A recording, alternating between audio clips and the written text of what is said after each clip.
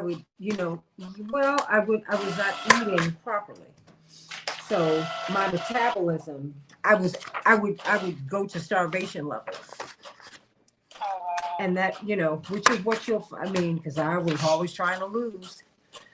And that's that. So. Well, thanks for sharing. I was just curious because my mom always wanted to get the surgery, but she's scared of everything. If she ever wants to talk about it. She doesn't want to do it, and it's getting to the point where I'm like, Mom, you're older, you need to just get the surgery. That way you can live like a healthier life. And well, she smokes too. She started smoking a few years ago, and I'm upset about that. But if she ever wants to talk about it, I'm open to it. Okay. Oh, thank you. No, I've very never serious. heard of that. What was the surgery called? It's called the biliopancreatic. Biliopancreatic.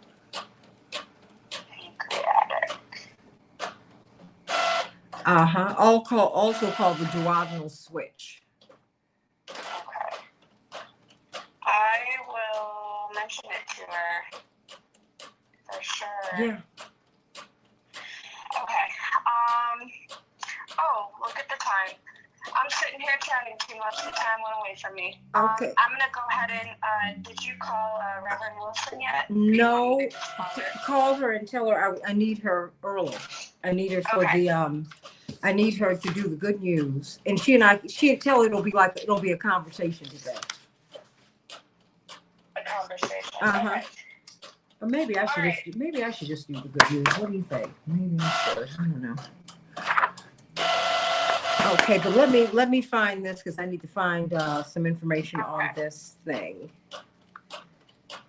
Okay. Let me I'm gonna let you go, and then I'm gonna call the pastor. Call you. Okay? Yes. Thank you, honey. Thank you. All Thank right. you. Thanks. Bye.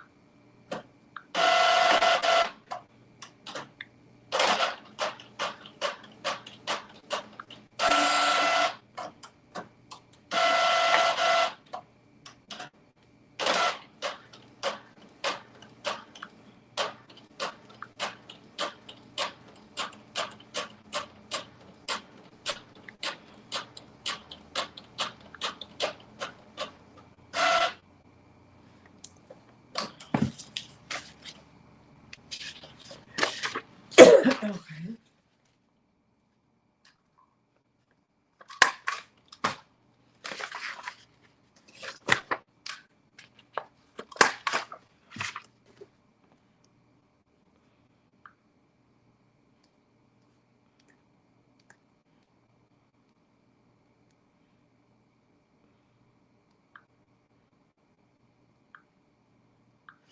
Hey, everybody. I'm trying to find a couple of things before we come up.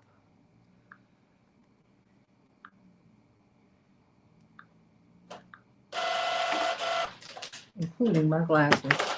How about that, y'all? Ooh.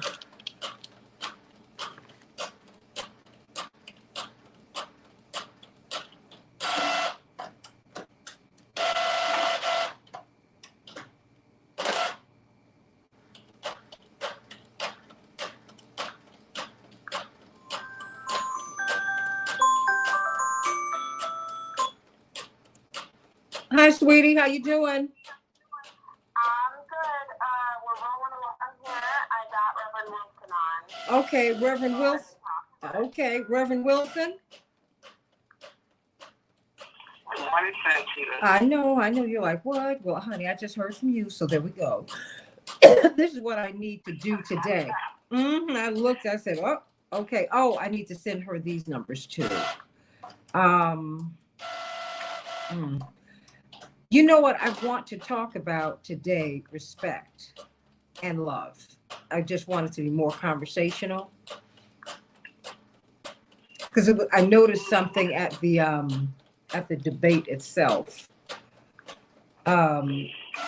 We're less willing to give. We say what we want to receive, but we're not willing to give it. I'm not chastising anyone. I'm just saying, and in this, love requires reciprocity. If, in relationship. That's right. So, okay. So wait a minute. What was I about to do? Okay. I need to send her this. Send her Aaron. Make sure I'm trying to do all this stuff at one time. Okay. And we will be talking about the mass shooting. Okay. Michigan State. Yeah. We have 3 minutes. Okay. Are you on Facebook? I sure am, huh? And I'm sending you Attorney Jones as well. Thank you. Okay, so I'm sending you both numbers. Reverend, can you please say a few words for me for an audio check? Well, it's a good morning. It's not raining yet. It's a beautiful day. Oh, my hair. Which is higher. It's so exciting day. It's Valentine's Day. My hair. You both sound great. Thank you, Reverend. This was not a worry. This was not a worry when I wore my hair pulled back. But now, oh, mercy. Okay, well, all right, we got that. That's enough.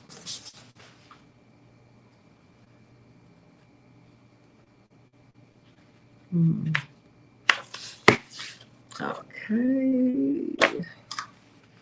Excuse me.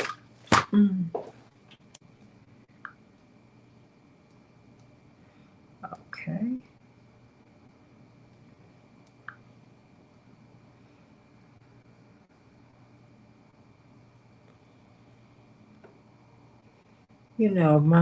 I thought about my sister being there at Michigan State. I said, man, I would have been out of my mind with worry, had she still been there. But now I got my brother on the hill, and that's like, ugh, that place is so vulnerable now. I have nieces and nephews. I have a great nephew, 2 great nephews that are away at college, so it's like something that just hits the campus, not even a student there.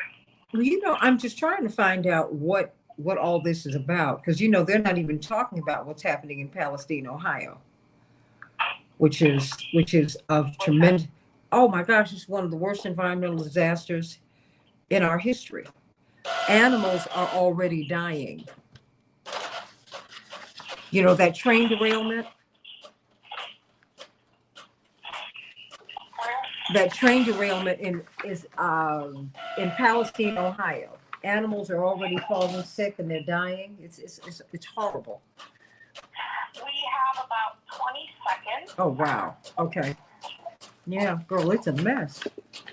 Absolutely. And no one is talking about it. All right, stand by. Okay. We're going to have a lovely show. It's going to be great. Let the words of our mouths and the meditations of our hearts be acceptable in thy sight. Amen.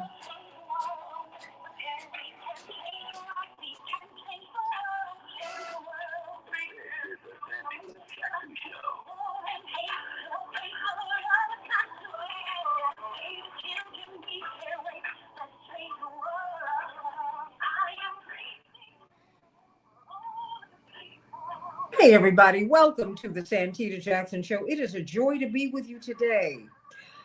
Oh boy, we've got a lot to talk about. There is going to be a rally for peace, for ending the war in Ukraine on Saturday in Washington, D.C. What's unique about this is that Ron Paul and Dennis Kucinich will be the keynoters. They'll be the conveners. The right and the left are coming together to end this war. What do you think about that? It's going to be very interesting. And then, of course, with the ending of the declaration that the pandemic is over, although COVID is here with us, as is RSV and flu, just so many things are here with us. What does that mean? It's really an economic decision, everybody. I'm going to be talking with John Nichols about that. John Nichols' book, Coronavirus Criminals and Pandemic Profiteers, goes right to this, because now with the ending of the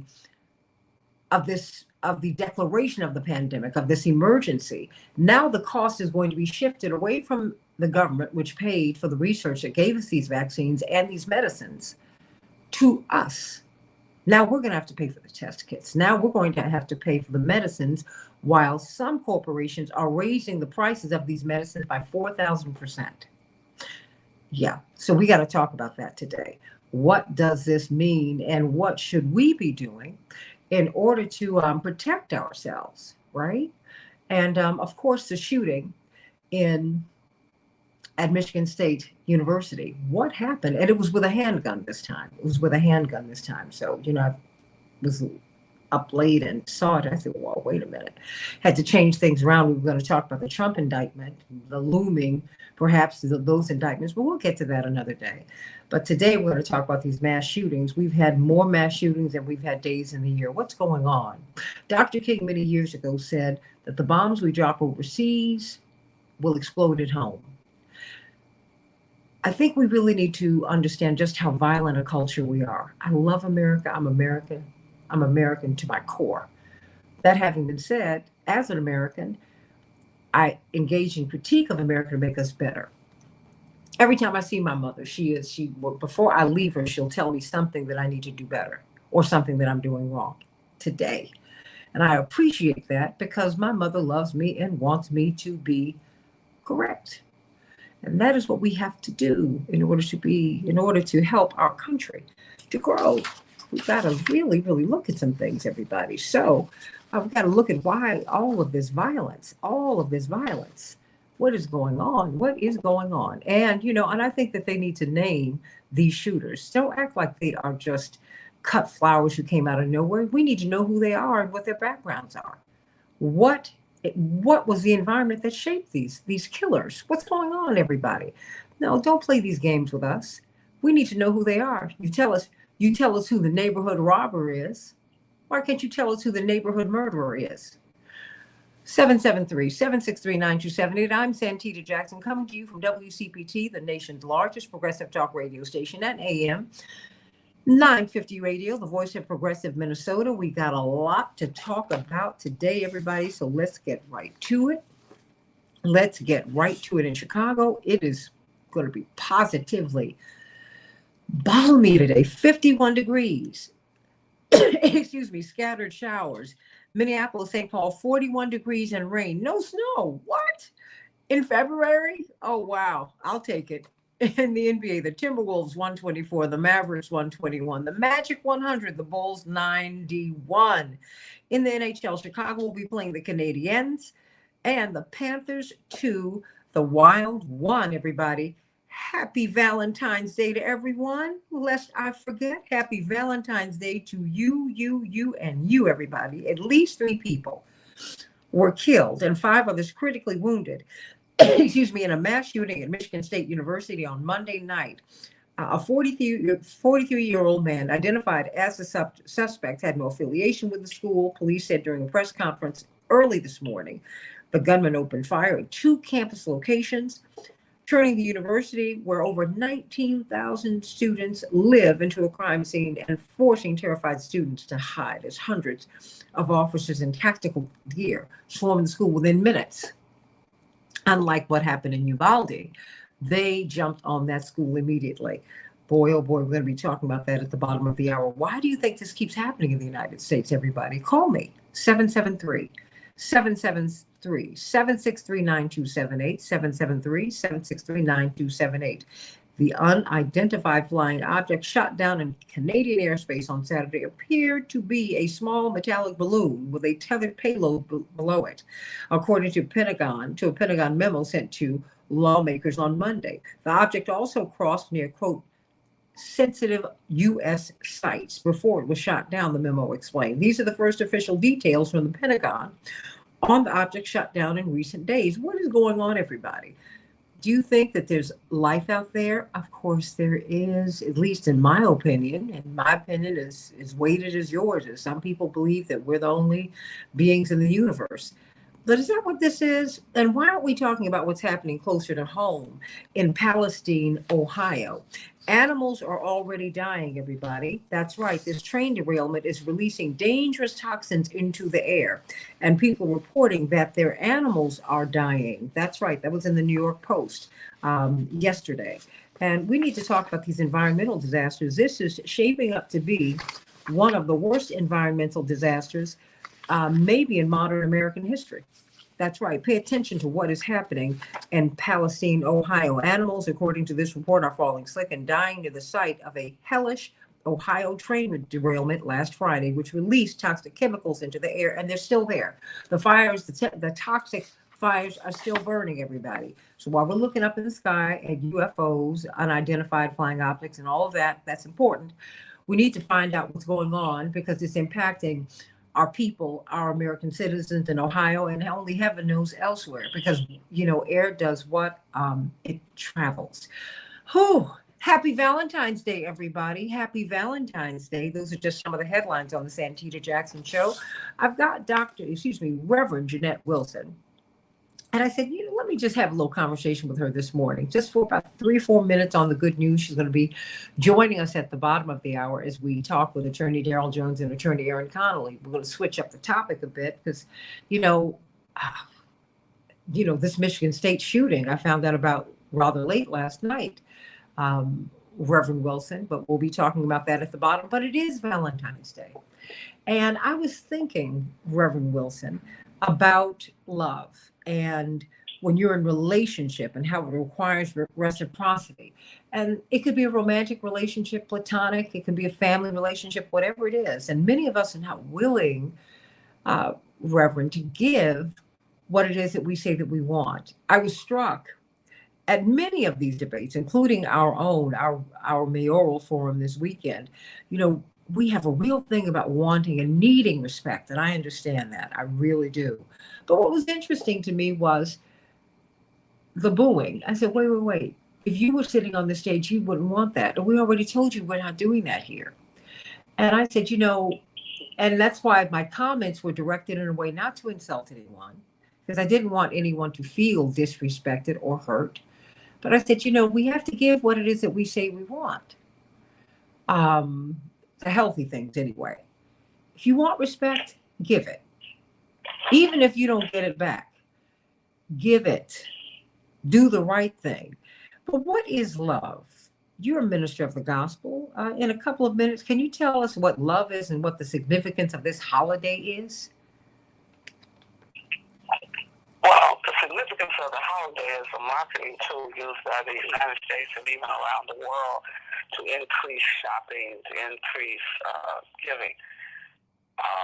More of our it's a consumer tool, because most people don't know what love is.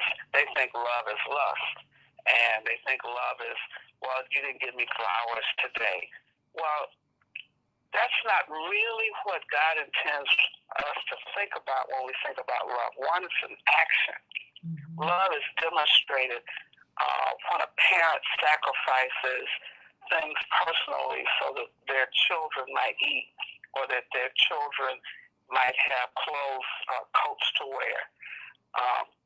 The sacrifices that one makes for a friend. The time you spend with a friend by one's bedside, reading to them because they can't read, because they're too sick. Or the times that you spend with as a caregiver for someone that's not even a member of your family, but for somebody that needs that kind of support. Maybe it's a member of the church, maybe it's a classmate, but not necessarily biological. Love is not tied to biology.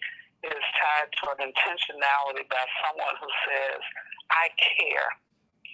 And love can be expressed even from politicians who are elected to office. They demonstrate love by making sure that if they're an alderman, a mayor, or a state representative, they move in their particular positions in government in a manner that shows they love the people that elected them by passing humane legislation. You know, you show love in a multiplicity of ways, but it's not just a word. It's not just getting a card. That's not how you express love. Mm-hmm. Love is saying things to people that they need to hear, as your mother did, even though you don't want to hear that. Love is caring. Love is sharing what you have. Sometimes not because you have too much, but the other person has too little. Mm-hmm. Amen. Love is a fruit of the Spirit. It's a character of God. God loves us unconditionally, even when we don't follow anything God told us to do. God yet keeps us in the midst of it all. That's love. And that's why I wanted you here on Valentine's Day, because I felt that we needed to hear about love from that mature perspective. As I watched my parents grow old, praise God. Something that I, in my wildest imaginings, because you've known me, oh my goodness, since I was a teenager. I never expected. Three teenagers, matter of fact. Yeah. She majored. Y'all think Santita started in media. She majored in Chemistry. science. God dog it. Oh my gosh. Oh, woo. But maybe that's why I look at, and I was recruited to school to do math. And I'm a musician, but music is math. But what we do is, you know, whatever you put into the equation, you just have to obey the equal sign, because that the yield is the yield. And that's why, you know, my politics are what they are. I'm like, but you know, when I look at my parents now, I see love. I remember when my mother's mother became very ill at 87. She had multiple strokes, and many people would have given up on her, but my father did not. He said, "We will," without even saying it, spared no expense to save her life. It gave her 3 or 4 more years. You know, I saw my mother going to take care of his mother, just looking in South Carolina. I saw Mrs. Dr. Camille Cosby do that when her husband, Dr. Bill Cosby, she said she noticed her mother-in-law was just a little slow. Her speech wasn't impaired, but she was a little slow this particular day. And Mrs. Cosby, the elder, had a stroke. It was just something that, you know, and I just think that we really need to understand what love really is. You know, when I see my parents, I see the sweetness between them after 61 years. And when my father and mother had COVID, my father kept asking, "How is your mother doing?" And they were in adjoining rooms, but they could not, because of COVID, be in the same room. But all he wanted to know was, how is she? And so just very quickly, because I've got to bring on Dr. Knighton, but your final thought. Well, the interesting thing, when you get married, you know, you take these vows in sickness and in health. You don't think about in sickness. What do you do? I had to make a medical decision for my husband because he could not speak. He had a stroke and he couldn't talk. So I had to decide for him, and he's looking at me in that emergency room whether or not he would have this procedure that would relieve him of the problems that he was experiencing. And that was when I understood the vow I had made, you know, some 25 years prior, never thinking that I would end up having to be that person for him. And that's what love is. And it's like you now stand in the position for the person to make a decision that they normally would make for themselves. Well, and you got to do that in their best interest. That's love. Well, you know what? Let me bring on in that vein. Let me bring on Dr. Shanina Knighton, infection preventionist, brilliant young woman. And I know this is not what we were going to talk about, but you know, feeling unloved can lower. I'm sure it depresses your immune system. It would make you sick. You know, feeling support when you are ill, and feeling supported throughout your life, I'm sure that has an impact upon your health. Dr. Knighton. Yes, good morning. I think it depends on what type of feeling. And so, like, honestly, it's like a lot of underlying stuff there, Santita. And I think the biggest thing that I can continue to think about is when we talk about feelings, like, what are those feelings doing to the immune system? And so, a lot of times, like, if, let's say we are feeling some sort of grief, and that's stress, if we are thinking about, feeling down because of our finances, that's because you're about, like, how you going to pay bills. So I think it still comes down to what is it doing to the body, and it's still promoting stress. And when the body is in a stress state, it's in a defensive mode because it's not at rest. When you are in, when you are distressed, that promotes your body to be in a state of where it is not at its best, to be able to heal, to be able to function. That's why people always say, take care of yourself before you take care of others. Because how many times have you been stressed out? You forget to eat. You might not be sleeping well. You may not be eating correctly. You may not be functioning correctly. These are all things that happen when you are not feeling well. But that not feeling well because you are having certain feelings can influence you. They talk about good stress and they talk about bad stress. Those are very influential. So when you are feeling happy, when you are feeling excited, what does that do? Like, what kind of hormones do they release? When you are feeling sad, when you are not feeling okay, what kind of hormones are released in that manner? We're talking about a body that's made up of many chemicals that our bodies are a part of a chemical reaction. So if you're feeling bad, if things are happening that's bad, then it makes it very hard for your body to be in its best state. Take care of yourselves, everybody. Really, really, really. And happy Valentine's Day to you, Dr. Knighton. You are my baby sister, and I just love you. I just hope you know that and hope you feel that with every fiber of your being.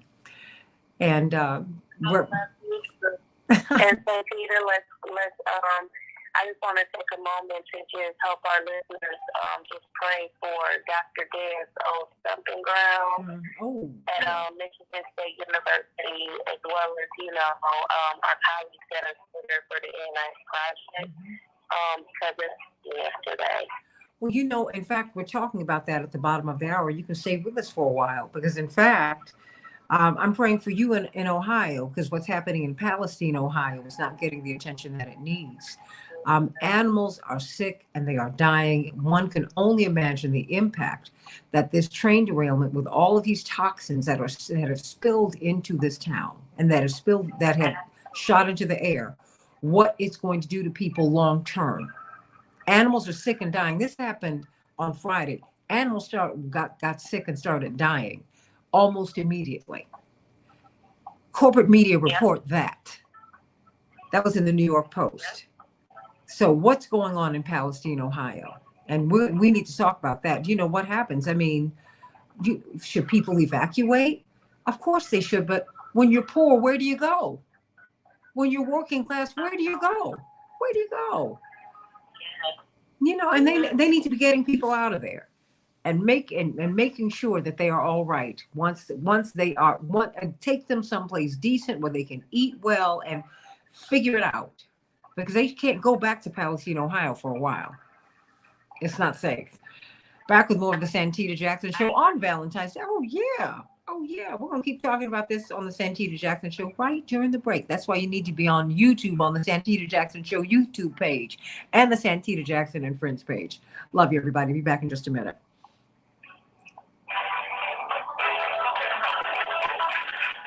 Shanina, Dr. Knighton, and Reverend Wilson, I was furious when I read that article in the New York Post.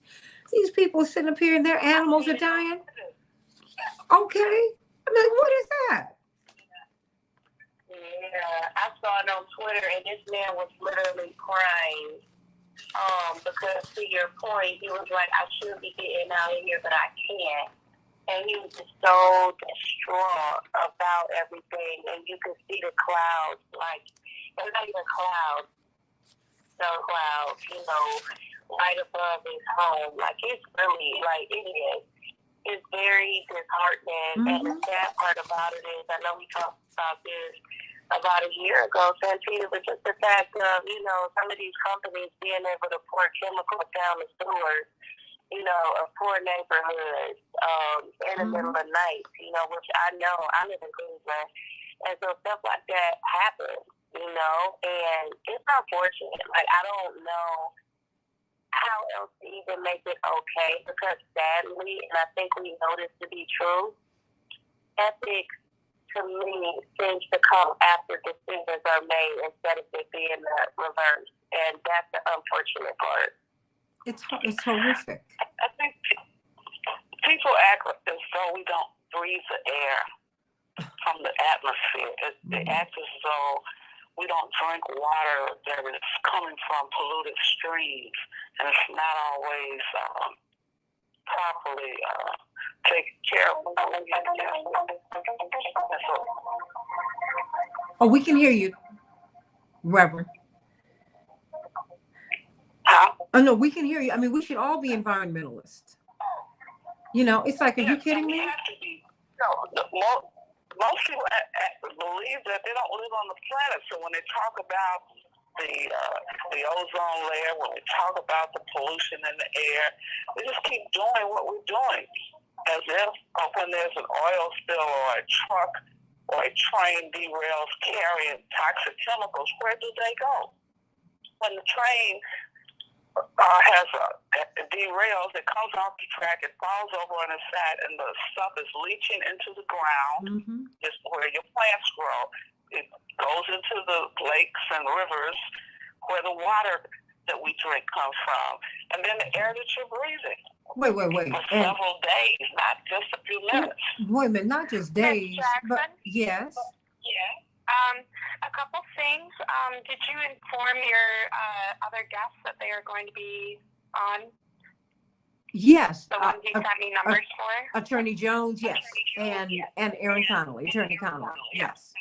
Okay. And then do you have another number you can send me for Jennifer Bishop Jenkins? Well, no, that's okay. I didn't call her, so I'm going to call her back because we're going to have to talk about this again tomorrow. So, but just get those two up. Thank you so much. So you won't get your head bitten off. And we're gonna have to drop Reverend Wilson. Oh, no. We'll have to drop Dr. Knighton, unfortunately. Darn it. Or one of them. Sorry. But you know what, Dr. Knighton?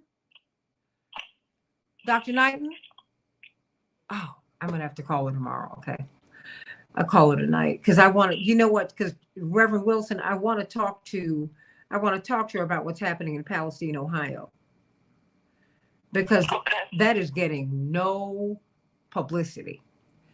And, people try to write off the New York Post, but, I lived in New York. We have tabloids and whatnot there. I get it. But for them to be reporting that these animals started dying almost immediately. I mean, and wait a minute, this is a thing. Go live, stand by. Sure, and the railway workers still don't get paid sick leave. I mean, what?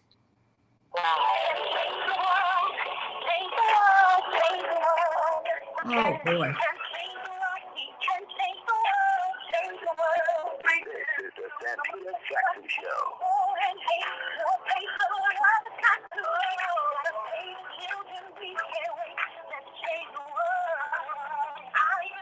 Hey, everybody. Welcome to the Santita Jackson Show. Got a lot to talk about. Tomorrow, we will be talking about Palestine, Ohio, and that environmental disaster, which is proving to be one of the worst of the modern era. It needs to get more publicity, but I tell you what, I'm not going to wait on that. We're going to talk about it on the Santita Jackson Show and what you should do when you have an environmental disaster in your neighborhood. Please, to the south of Chicago, this is plain country. Okay, that is where the flatlands. This is because we grow food here. But when you go just to the south suburbs, you see all of these hills and whatnot. Those are toxic dumps. They just put grass on top of it, everybody. And haven't you seen those little pipes with the fire coming out? Yeah, you ought to be alarmed. My uncle lived out in one of those places on the golf course, and he died of cancer very young. It's a horrible thing. Horrible. You remember my Uncle George? Robinson, my father's brother. I mean, it was horrible. And when I saw, and he lived in a cancer cluster. And my Aunt Carolyn is still out there. I am like, oh my gosh, it makes, I was like, and my uncle soldiered on. I mean, they had to cut out his tongue, took out the roof of his mouth. He was in tremendous pain and he kept going to work. But he lived in a cancer cluster and it was horrible, horrible. And it just infuriates me that we don't talk about these things because working class and poor people and some middle class people live in these places. No. We ought to have more regard for ourselves and each other than that. The Valentine edition of the Santita Jackson Show. Hey, we've got Chapearl. Do we have Chapearl? Chapearl, how you doing, girl? Good morning, Santita. Thank you so much for having me today. I wanted to talk about our annual gala for the Courtney Copeland Memorial Foundation. That's going to be held on March 3rd, 2023 at the JLM Community Center, 2622 West Jackson. So we're asking everyone to come out and support this great event. All of the funds raised go to support our programs, including our college scholarship fund. And it helps us to send needy kids to school who otherwise wouldn't be able to attend. So we're trying to raise the money right now, Santita, and we're asking everyone to go to www.copelandmemorial.com. That's www.copelandmemorial.com to purchase a ticket. If you can't purchase a ticket, we're asking everyone to consider sponsoring a family who has lost a child to gun violence in Chicago. So please visit www.copelandmemorial.com. Thank you so much, Santita. Blessings to you, Chapearl. Thank you so much, everybody. March 3rd. Be there, everybody. Michigan State University swarmed with police, ambulances, and fear on Monday night. Of course, we know Michigan State, the great Magic Johnson went there. And of course, we got Dr. Deborah Holden. She was a dean there. And we still do work with Michigan State University. It's just heartbreaking to see what they're going through. That there was an active shooter on the campus, killed at least 3 people, and frightened everyone to death. What is happening here, everybody? We've had more mass shootings in the United States than we have had days in the year. What's happening? What's happening? And on this campus of 19,000 people, 19,000, it's a little city, East Lansing, Michigan, not Lansing, but East Lansing, Michigan. So what is going on? Why are we having all these mass shootings? You know, Dr. King said that the bombs that we drop overseas will explode at home. And we've had other people who said, you know, we're paying, you know, there's a peace dividend and there's a war dividend too. Yeah, I'm saying that. At the top of the hour, we're going to be talking about people on the right and the left who are joining forces to end the war in Ukraine, to demand peace talks and end this. But we need to talk about that, because when I heard these students, Reverend Jeanette Wilson and Attorney Aaron Connolly and Attorney Darrell Jones, talk about their fear, I said they sound like the people in Syria when they're dealing with war. They sound like everybody else I know who has lived in a war zone. That's what's happened here in the United States. So let's talk about that, everybody. Let's talk about that right now. What happened at Michigan State and why? Attorney Darrell Jones, Attorney Aaron Connolly, and of course, Reverend Jeanette Wilson. Let me start with you, Attorney Darrell Jones.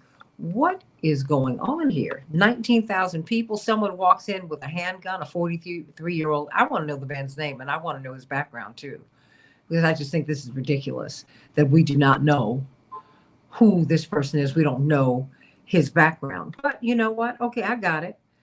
What is happening? It's like every other day here. We've had more mass shootings, Attorney Jones, than we have had days in the year. And happy Valentine's Day to you, my sweet. Well, thank you so much, Santita, and happy Valentine's Day to you as well. I tell you, this is not the way you want to start your Valentine's Day. It's finding out about the shootings and the killings that have gone on Michigan State's campus. You know, it's a scary thing. I cannot imagine being one of the tens of thousands of students there that attends, and you have some 400 buildings throughout that make up Michigan State's campus, and you learn of an active shooter that's on campus around 8 or 8:30 in the evening. You know, the shooter goes into Berkeley Hall, one of the academic centers there, and is actively shooting and going through rooms. You also have them going over to the student union, where most of the students congregate to just be together for food or for whatever purpose. So you have this active shooter that's going into these two places early in the evening hours. So if you're one of those students that's at Michigan State University, you receive the text telling you to shelter in place wherever you are, don't go outside, lock yourself in. It's just a horrific situation. But unfortunately, it's a situation that we hear way too much in the United States. You know, we had that happen on Michigan State. We've had other massive shootings that are occurring on schools around the country. This is just a horrible situation. The suspect is ultimately caught off campus and killed himself, and they find more cartridges and magazines that could have been used to do more shootings, as well as an additional weapon. So there's a lot that's beginning to unfold, and we're learning about this situation. We have people, because of our social media, we have people that were even tracking the shooter and could see him walking away from the campus down the highway, and they were tracking him and have him on a lot of the social media. So there's a lot that's beginning to unfold here. But one thing is clear. Michigan is one of those states where, when it comes to the gun laws, that they do require background checks, but they also have these open carries without permits. And so I think that now that the legislature in the state of Michigan is in the hand of the Democrats, it's a trifecta. The governor and the two branches, legislative branches, are all Democrats. They can now make decisions with regards to making gun control laws stricter in Michigan. Will it stop this type of shooting? We don't know the answer to that. But what we do know is that right now, our hearts and our love has got to go out to the parents and to the students that are at Michigan State University, Santita. Absolutely, everybody. Call us at 773-763-9278. I mean, my sister got her PhD there, and I have to tell you, I said, wow, what if she was still there? I mean, my heart breaks if I had, it's not, they're all our children. What? And they're all our colleagues. They're all our friends who are on that campus with someone running around with a gun shooting people. We don't even know why. And that's why I'd like to know who this 43-year-old man was. He didn't kill anonymously. He killed specific people. He might, I don't know what was on his mind, but I'd like to know his background. I think it's important for us to know as much as we can. Please, I get profiled walking into a store. Why can't I get a profile on a neighborhood killer? Aaron Connolly, what do you make of this? We've had more mass shootings than we've had days in 2023. Yeah, it's difficult to get these news alerts day after day, and it really is every single day.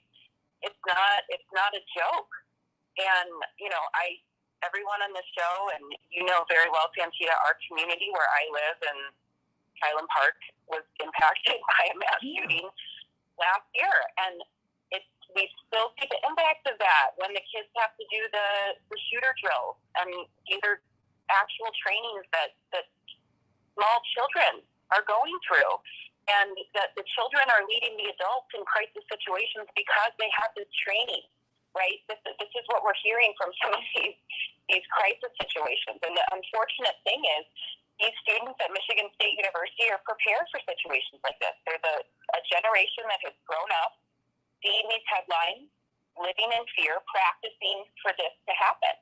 And this is what we've chosen to offer our children in this country, is living in fear and training them for combat, instead of making common sense gun laws that restrict folks. Like you said, background checks are a first step. But again, when people are able to carry weapons of war around in public without any sort of additional check, that's a problem, right? Mm-hmm. And Michigan has had a history of, we'll say, independence and libertarianism with regards to the Second Amendment. We've seen, amateur militias pop up in certain areas of the state of Michigan. In Michigan State, I grew up in Michigan outside of Detroit, and many of my friends went to Michigan State University, and it takes over Lansing, Michigan, right? Mm-hmm. It's a very open campus. These large universities they're part of the city. They really are the city in many ways. And it's not a secure environment. It's an open learning environment, right? So we can't be in a society that is closing places like that down. But at the same time, what else can we do to feel safe? How do we keep waking up and reading these headlines and allowing our actual laws to enable it, right? We are now enablers. Well, it's not, we don't feel safe. We feel restricted. No one feels safe. And I think it's a culture deep issue, because if you take all the guns, people are going to find a reason to kill. I mean, Cain's label without a gun. I think we've got to penetrate more deeply in terms of our thinking, Reverend Wilson, because there's a culture of violence, of death that's coursing through the culture that we won't survive. And that's why Dr. King said, if I'm the last person standing in the room, I am going to stick with nonviolence. I think there's several things. These open campuses, our children are no longer safe because there's no screening of who comes and goes. I know that one of our HBCUs, Hampton, has a closed campus. And, so it's not as open to the community as the Michigan State campus was. And so schools are now going to have to look at different safety protocols because of this attitude that people have. I can carry and I can deal with my pain any way I want. We don't know why this gunman decided to randomly shoot 10 people and kill. At this point, 3 have died and 5 are in the hospital. We don't know what happened. He shot himself, so there's no way to communicate with him to get the backstory. But the fact that the campus was open to the community, you just don't know who's on the campus. And so as a parent, I would be just really worried about sending my child away to college to live on campus, or even to live off campus, but certainly not to live on campus, because there's very few restrictions. And to have a Congress that refuses to pass any laws that would begin to restrict this gun-toting society that we've created in America is just insane. And we keep voting them back into office. No other country has this kind of atmosphere. And as I was listening to Morning Joe this morning, and they're sitting on their top. One man was way too early. Just talking about how he was trained to shoot a gun at 12 years old. What is it all about? It was not hunting. He wasn't a farmer, and they were going out to the North 40 to get something to eat. Just why do you need a 12-year-old to have a gun? And so this gun culture in America is amazing, and it's disastrous to us. Our children now do live in war zones. And look at Ukraine as far away. We are in effect in our neighborhoods. It's now on college campuses, on high school and elementary school campuses. These are war zones. Children have to have emergency drills. What happens when an active shooter enters our building? What do? You have to tell 5-year-olds how to protect themselves, hide in the coat closet, all kinds of things that we never had to do before when I grew up. We didn't have this. Well, you know what this takes me. But you know what this takes me to, because I think that it's going to take legislation, but it's going to take more than that. It's going to take a change. We need a change of mind, a change in the culture. And I only say that because when you talk, absolutely, because I talked to Rena Evers, Medgar Evers' daughter. And I guess it was kind of gallows humor because she and I have grown up with, and she actually had her nightmare come to pass. I did not. That is, having our fathers assassinated, but we were all prepared for it, right? And it was like we were comparing notes. It was the first time we met. We met as adults. And we were talking about all the things that we would do, if there was a bomb threat at the house, how you had to run, grab Jackie, Johnny, Yusuf, Jesse. Let's go. We got to go, go, go, go, go, go, go. Kim Whitley, the comedian, when she came over to our house, we have known Kim since we were very young teenagers. And Kim said, I was riding down the street because Mr. John Bustamante, Attorney John Bustamante, as who you remember, who was Dr. King's lawyer, who became our family lawyer.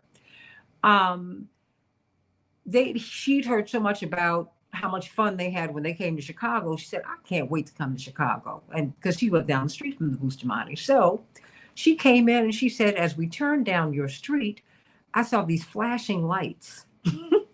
As we got closer, I saw there were police cars, and I saw some people standing out on the street, and I realized that's your family.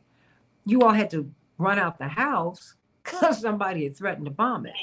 Then when I talked to Rena Everett, we talked about how her father trained her and her brothers as babies, really, at 5 and 6 and 7, to drop, tuck, and roll. So the night that he was killed, they heard the pop, pop, pop, pop, pop, pop, pop, the guns. They dropped, they tucked, they rolled, and they inched their way to the door as he's bleeding to death, having been shot to death, trying to get into the house. I'm just trying to make the point that Dr. King said that the bombs we drop overseas will explode at home. And other people are making that connection too. And if we don't make that connection, I think that all the laws in the world are not really going to matter if it's just like a contract. You know that as lawyers, all of you, contracts don't matter if someone has bad intentions. People gonna break the contract. Right. Now, with the contract, I can sue you, but if you have a heart to violate, you're gonna do that. This is crazy, but at least the police responded unlike what they did in Uvalde. First, attorney, Reverend Wilson, who's an attorney, and Attorney Connolly, and I'm going to wrap it up with, of course, Attorney Jones. Where do we go from here? Well, I think, as you say, we have to change our attitudes, and that has to be taught at home. It has to be taught in schools. We have to teach nonviolent conflict resolution. That has to be taught across that's what Dr. King lived by. That's what he told us we had to live by. Nonviolent conflict resolution. And there's some steps to that without responding every time someone does something you don't like. You just don't respond in a violent manner. That starts with your mental state. How do you feel about that person? These kids are bullying on TikTok and online. All of that is a heart of anger and violence that is boiling up in our children. And so much of this violence is also the bullying that young people are beginning to feel. The other thing is we have to decide as a culture to reinstitute mental health. Community mental health centers have to be available to help people. There is some indication that the guy that did the shooting has some mental health issues that had not been addressed properly. And we have a lot of that on the street now. So we have to look at that level of treatment. But we do need legislation, and we need to train our police officers to react differently as well.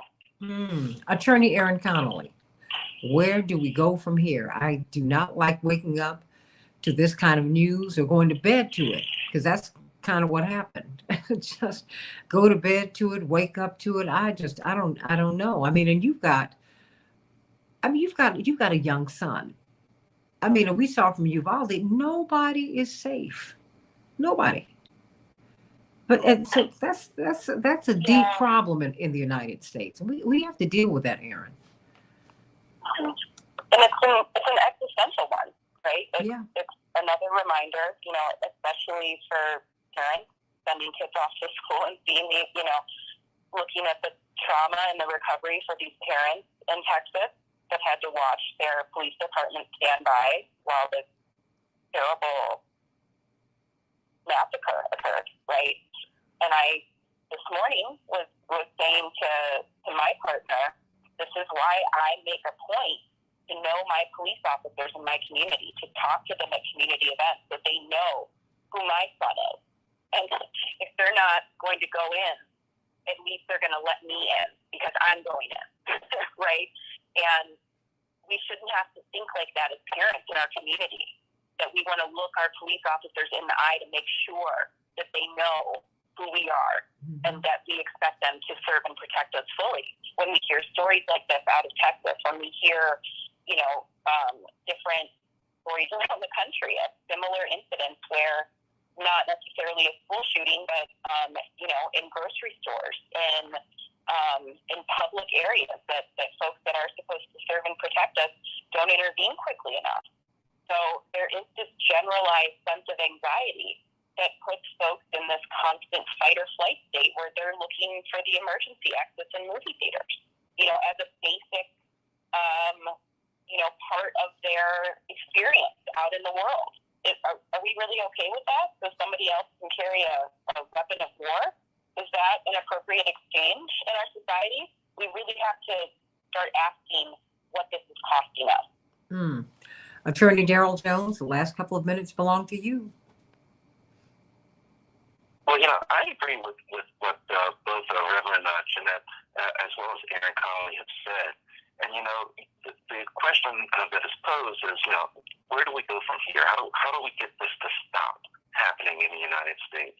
And, when we look at this, we've got to take into consideration the phenomenal psychological impact that this has, not simply on the immediate families that are affected, but on the children that are watching.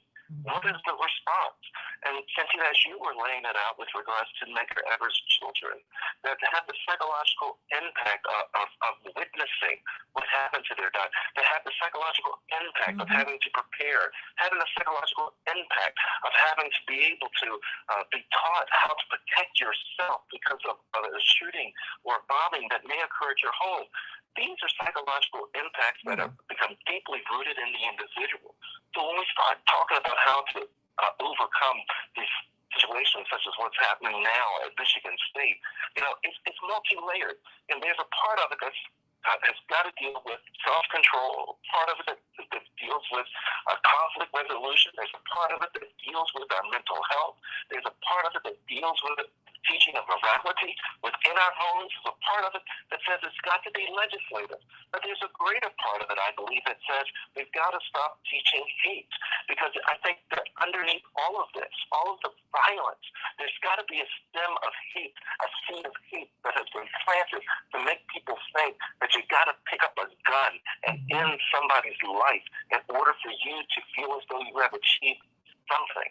It all stems from that seed of hate. And until we figure out how to kill that seed of hate, I think that we continue to see incidents like we're seeing here at Michigan State University. And as we begin to peel back the layers here, what all of this 43-year-old shooter and what caused him to act out, I sense that there's going to be something out of the hate. There's going to be something that's going to talk about mental health. All of these things are going to be happening.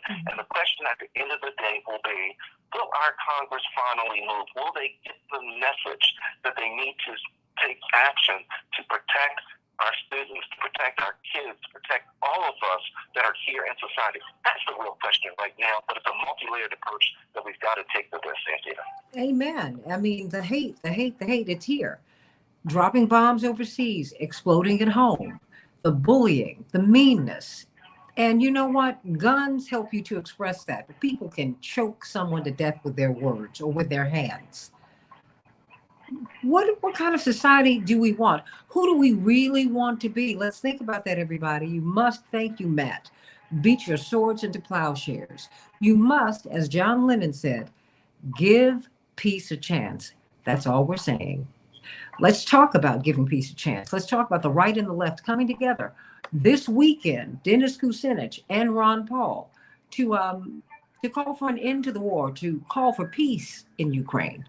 Back with more of the Santita Jackson Show in just a minute.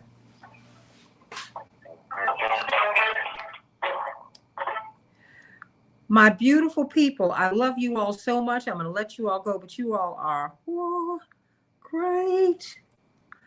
Thank you so much for everything. Oh. Thank you. Have a great day. Oh my gosh. Oh, well, and thank you all for getting in touch with me so early in the morning since I got in touch with you so late. I am so sorry.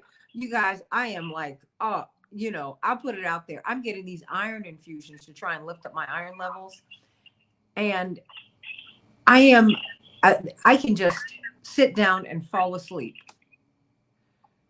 I mean, whew, I can sit down, honey, and fall asleep. And and I look up and I'm very confused. Like, oh, wait, did I miss the show? Is it 7 p.m. or is it 7 a.m.? What day is it? Let me turn on the TV. You know, that's the kind of moment I'm living through. It'll be all right. But you know, that's kind of so please forgive me for not having gotten back to you sooner. Oh, so I apologize, but I'm so glad I looked at my messages this morning so I can see you guys. I said, wow, let me get Aaron and Daryl on. But I'm sorry I had to change everything but when I saw this, I said, I think we've got to talk about this shooting this morning. So thank you for that. Yeah, absolutely. You know, because you know, it's just, oh, it's a lot. So here we are. Here we go again. Well, I'll pray for you, Santita. Oh, girl, I'm going to be all right. God is good. Thank you for that. I know you're going to be all right because we're praying for you. Oh, yeah. Thank you. I appreciate that.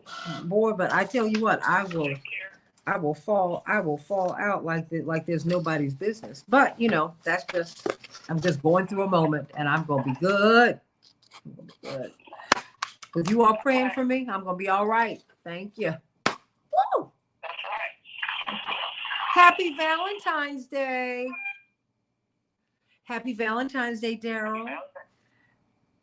Happy Valentine's Day, Santita. Thank you. And as Brandon said, we'll be praying for you. Thank you. Oh, I'm good. Thank you so much. And I appreciate that, though. Somebody prayed for me. Have me on your mind. Take some time and pray for me. I'm so glad you're going to pray for me, as the song says. That's right.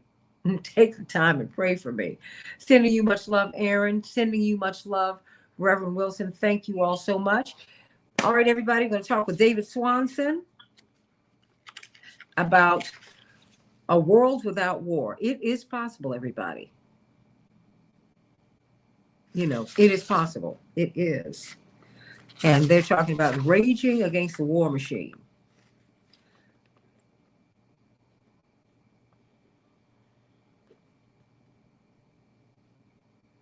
And so we're going to talk about that today.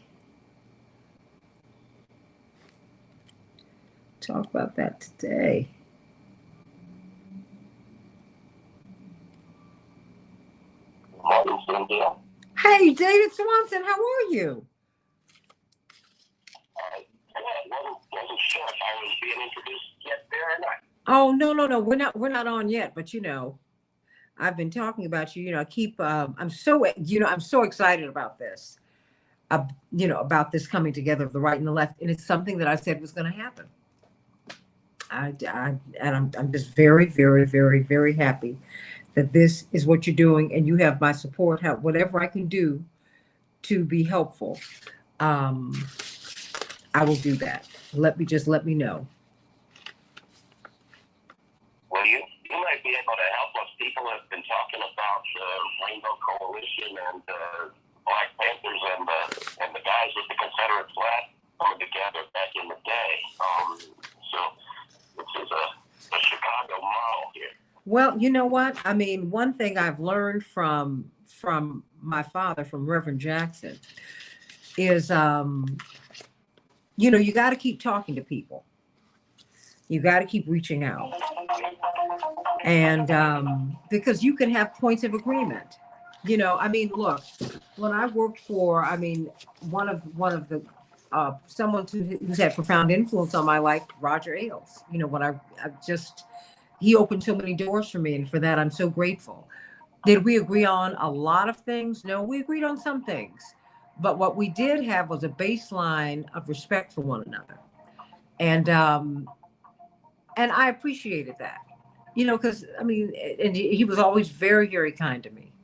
And, you know, I appreciated the fact that number one, you got paid every week. And I asked him about that. He said, because I was a ditch digger in Ohio.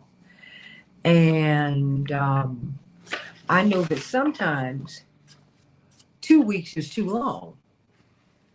So everybody's going to see something in their account every Thursday night. Every Thursday morning, you're going to wake up and you're going to have something in your account.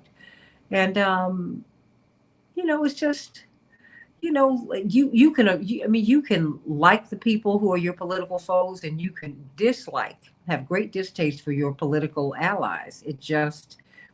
I've lived long enough, you guys, it happens that way. And some people you're like, oh, did you see this movie with Jack Lemmon and is it Jim Garner? They were two presidents who went on the run because they were being set up, and they were from opposite parties, but they ended up, when they were on the lam, really liking each other, which was a wonderful thing to see. You know, it's possible. But I'm very excited, and I'm so glad that you all are doing this. And I just think this is wonderful. I really, really do. When I saw this, my eyes almost popped. I said, what? This is great. This is great. This is great. This is great. So what time is it on we're not up on the air yet, but we're going to be up shortly. What time is it on Saturday? Yes. Sunday. Sunday. 19th. Okay. It's at 12:30 p.m. on Sunday at the Lincoln Memorial, and then after that, there's a march to the White House and various other activities. Well, we have about 10 seconds. Stand by. Okay. Stand by. I'm coming up. Oh.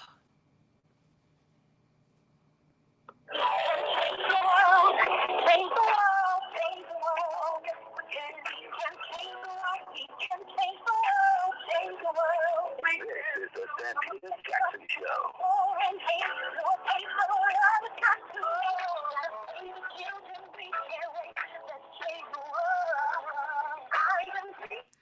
Hey, everybody. Welcome to the Santita Jackson Show. Happy Valentine's Day, everybody. It's Tuesday, February 14th, 2023.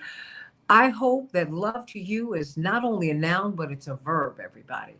That's really the through line of this show today as we talk about peace, as we talk about love, as we talk about getting, not just mitigating violence, we want to end it. And we want to end it all over the world. I mean, there's economic violence, there's physical violence, there's a violence of war, there's a violence of speech, there is violence.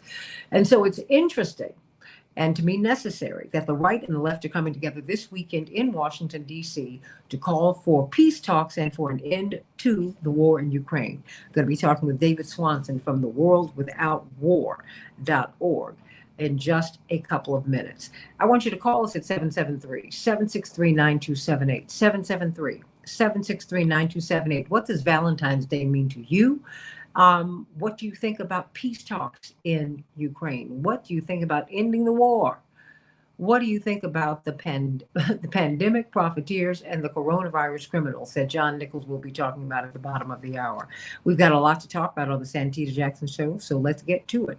In Chicago, we're going to have a high of 51 degrees, scattered showers. Minneapolis, St. Paul, 41 degrees, and it will rain in the NBA.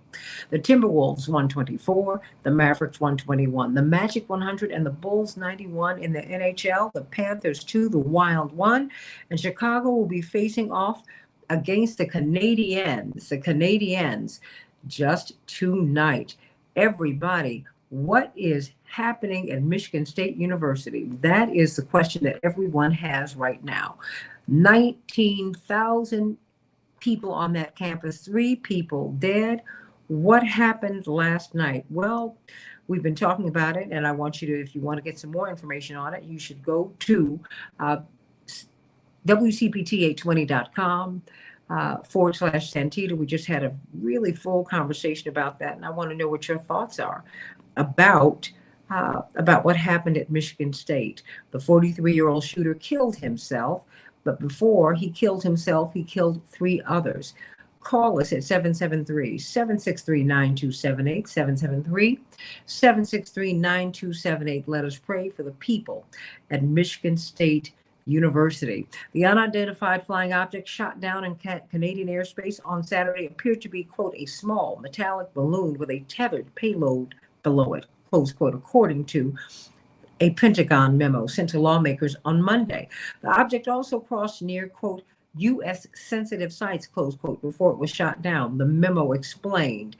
These are the first official details from the Pentagon on the object shut down in recent days, and we wait to see what happened, everybody. Amid the escalating conflict in Ukraine, analysts say new video appears to show heavy losses for Russian armored formations. The footage suggests failures in Moscow's command and tactics as Russian forces prepare for a spring offensive, according to this CNN report. But pay attention to what's happening in East Palestine, Ohio, that train derailment, as we look at the rail workers who have been fighting for paid sick leave. Well, they've got a real problem now because even the animals are falling sick and they're dying near this train derailment because, of course, this train derailment released toxins into the atmosphere in East Palestine, Ohio, and the surrounding areas. So if the animals are dying, what's going to happen to the people, everybody? They have been told to evacuate, but if you are poor, if you are middle class, if you are working class, where can you go? How can you go? What if you're in between paychecks?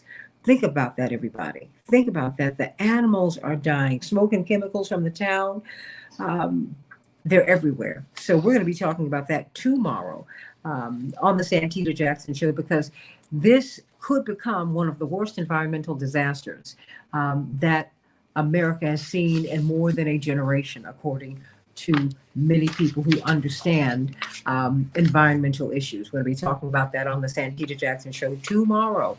In the meantime, everybody, you know we've been talking about financial freedom, and I want you to know about the Perks at Work program from David Hochberg and Team Hochberg, your trusted local lenders. If you're selling your home, if you're purchasing a new home and you'd like to save thousands of dollars, and I'm sure you would like to do that, you need to call Team Hochberg, your trusted local lender. Team Hochberg is offering everyone their Perks at Work benefit through the end of April, which can save you thousands of dollars the next time you buy or sell a home. Now, this is how it works. When a Team Hochberg affiliated realtor sells your home, they'll reduce their fee up to 1%. That's thousands of dollars, everybody. When a Team Hochberg affiliated realtor helps you to purchase a home, you will receive up to 1% of their commission as a closing cost credit. Think about that. A house, $100,000, $200,000, that's $1,000, $2,000 easily, everybody. Team Hochberg will credit their loan origination fee, and their affiliated attorney will reduce their fee. A couple saved close to $9,000 using this Perks at Work program when they sold their home and when they purchased a new home. So everybody, go on, give them a try. Call them at 855-56-DAVID, 855-56-DAVID, or visit 56david.com.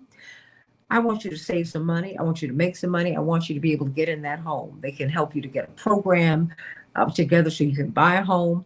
But now, as you can see, they can really help you to save money when you buy or sell a home. Go on, everybody. Call Team Hochberg at 855-56-DAVID. Everybody, the left and the right are uniting against the Ukraine war. There will be a march this weekend. You will have Dennis Kucinich there and Ron Paul. What are they doing? They are calling for an end to the war in Ukraine. And so we are so excited to have David Swanson, who's been on this show many times. Indeed, he is home here. He's the director of World Without War. And this is really a rage against the war machine, everybody. Go to warsacrime.com. warsacrime.org, and get some information. But we've got David Swanson with us right now to talk about this. In fact, you've got to get his book, War is a Lie. And war is never just. I want to talk with you about this coming together. Ron Paul and Dennis Kucinich. Many people would never think of them being together unless you really started listening to them. And now some people are saying, what's happening with the right and the left? Talk to us, David Swanson. Hi, Santita. Wonderful to be here. Terrific show. You've got World Beyond War. Unfortunately, every living human calls it World Without War, but that doesn't get you to the website. So worldbeyondwar.org is how to get there. When Dennis Kucinich was in Congress, we had a Democrat in Congress who was willing to try to end wars. But we don't have that anymore. And one of the ways he did so was to work with Republicans like Ron Paul, with whom he disagreed on millions of things, and rightly so, in my opinion, but agreed on wars for different reasons, different motivations, different rhetoric about it. But they would join together and advance resolutions and force debates and votes on ending wars. And somehow we have to manage the same thing as ordinary people who aren't bound by any party leadership whatsoever and are free to do what we choose.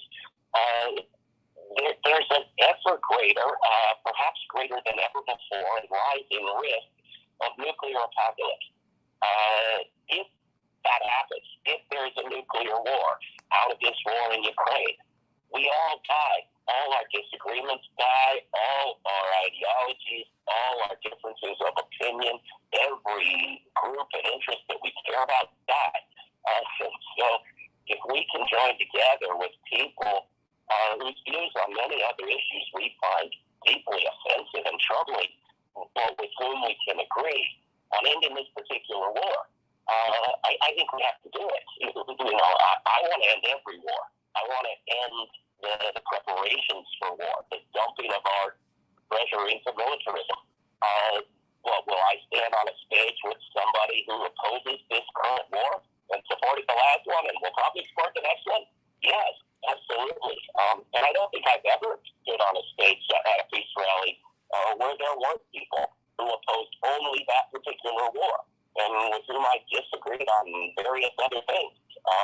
But we have to be able to do that, and we have to try to persuade people of our point of view, which we can't do if we refuse to go near them.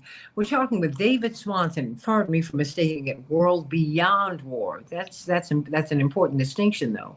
Not without it going beyond war. We have to really reimagine a world in which we don't have war, in which we have diplomacy. I mean, how did this happen, though? I mean, because I have found myself agreeing with Rand Paul and Ron Paul about any number of issues. And when you say that in this progressive space, people become angry with you. I really do not care, because my thing is, my politics are based in principle. They're not personal. If I agree, if I can work with you to get children fed, I'll work with you on that. To make sure that every human being has a floor beneath which they cannot fall. I don't care where you are politically. I mean, where you line up in terms of your partisanship. I don't care. And when it comes to this war and all other wars, they feel that wars are unnecessary, and that these international incursions in which we find ourselves, not only are they costing us money, we just shouldn't be there. So how did this coming together happen? You got to help me with this one, because when I saw this, my eyes about popped. Not because I haven't heard what Ron Paul and Rand Paul have had to say, but because, you're taking a risk, David Swanson. Because some people will not like you coming together. People didn't like the fact that Dennis Kucinich had a good relationship with Roger Ailes and Fox News, and he never moved from his politics. He just went to another place where many people hold opposite views. But talk to me, how did this coming together happen? And why is it necessary? Well, I don't take credit for it. I was invited early on to be one of the speakers, and I agreed, and I talked with the organization that I worked for, World Beyond War, and they agreed to be a sponsor. together and supported and promoted. Other organizations I worked for and worked with said no, they wouldn't. And I consulted a little bit, advised, suggested other speakers or opposed other speakers, etc. But I didn't organize it. It was organized by the People's Party and the Libertarian Party getting together. In other words, critically, people who are not loyal to one of the two big political parties, both of which now support this war. And, this is the problem. We've had moments in recent decades where wars were labeled with one party or the other.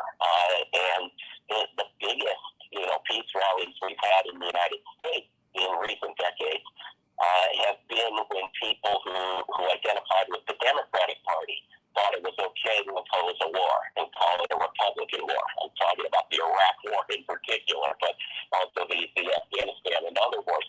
And yet we have both political parties overwhelmingly supporting a war, then you need a bigger peace movement, not a smaller one. So we actually need people not to agree with the People's Party or to agree with the Libertarian Party, but to agree with the idea of acting on principle and putting policies first and party second. If you're for peace, if you're for funding human and environmental needs, not an endless war machine that brings the violence home, that it gives you shootings on U.S. campuses through the weaponry and the culture and the veteran shooters and the choice of where our dollars go. Then you got to get out and say so, especially when the party you think is a little bit better than the other party is on the side of war. That's when they have to hear from you. And so we fundamentally have to overcome this idea that ordinary people should do what a political party in Washington tells them, rather than the reverse, rather than elected officials in Washington doing what people tell them. We're talking with David Swanson, World Beyond War, World Beyond War. This weekend in Washington, D.C. at the Lincoln Memorial, there will be a gathering and then a march in which people on the right, on the left, in between, outside of those designations will be coming together to demand an end to the war in Ukraine. Let me ask you this. Why do you want to see this war end? Well, I think the top reason has got to be that it has created an extreme risk of nuclear apocalypse. If this isn't at everybody's list of top priorities to be concerned about, I need an explanation why not. But in addition, because even if we avoid that, and even if our luck holds out, and all this proliferation of nuclear weapons, the 9 countries that keep building more of them, the United States storing them in 6 additional countries as well, arguably illegally, if we survive all of that for the moment, the war is still horrendously horrible and absolutely unnecessary. You reported earlier on the high casualties on the Russian side. Of course, in Russia, they're reporting constantly on the high casualties on the Ukrainian side. I'm afraid both are largely correct. That honest observers have begun calling this a war of attrition, a war of endless loss of life, with no sign of any potential of absolute victory for either side ever. Certainly not in the foreseeable future. Certainly not the imminent victory that both sides predict for their own sides. And this is impacting the world. The financial sanctions, the blockage of trade. There are people going hungry thousands of miles away from this war because of this war. This war is fueling militarism around the world. Weapons sales are through the roof. NATO is expanding. Militaries completely unrelated to the conflict are expanding in the name of this conflict. And at a time when we are in desperate need of global cooperation on refugees, on hunger, on disease epidemics, on climate and environmental collapse, we have a prevention of it. We have the war creating this incredible barrier to global cooperation on anything, and just tearing down the rule of law. So that both sides want the other side prosecuted for its crime, and yet neither side supports international law, international treaties, the International Criminal Court. Both sides want lawless victors' justice for the other, which does damage to the idea of the rule of law, doesn't support it. And so it really is the single worst thing that people are doing right now, and they imagine that it's necessary because in the U.S. you are told where the war came from or the role that the U.S. and U.K. and NATO governments have played in preventing its end. It's the possibility of a ceasefire and negotiated settlement. You are the U.S. government simply to step out of the way and stop blocking it. This is what people are kept carefully unaware of. We're talking with David Swanson about this coming together this weekend. When and where will it be, and what can we expect for those of us who can be there? And can we watch on Facebook for those of us who can't get to Washington, D.C.? What's happening this weekend?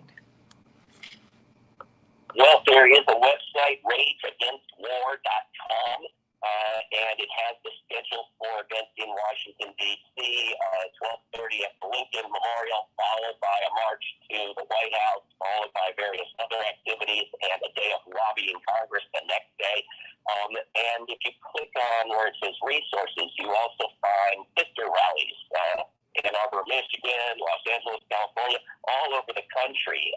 And you can create your own, add it to the list, and do an event locally that's part of a national and international event, and let them know to list it on the website at rageagainstwar.com.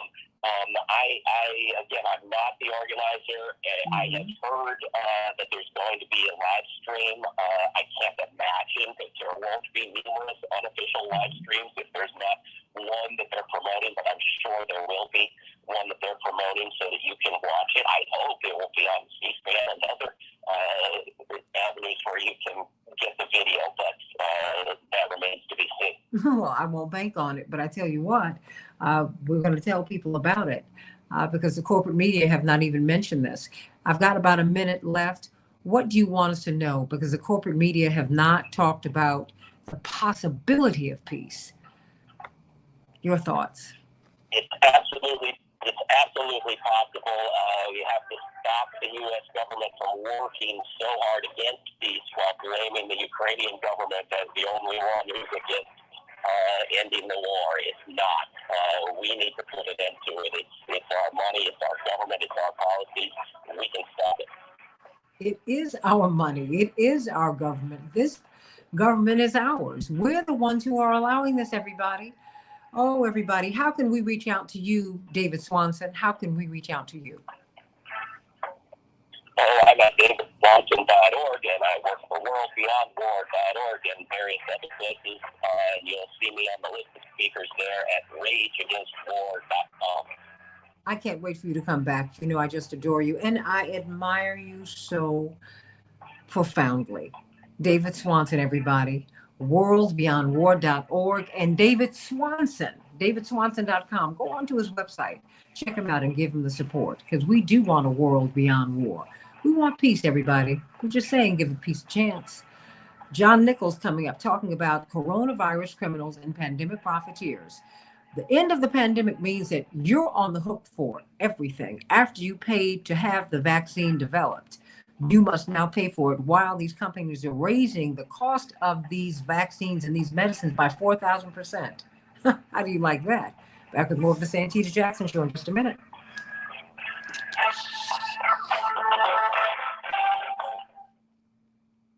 Thank you so much for being with us today.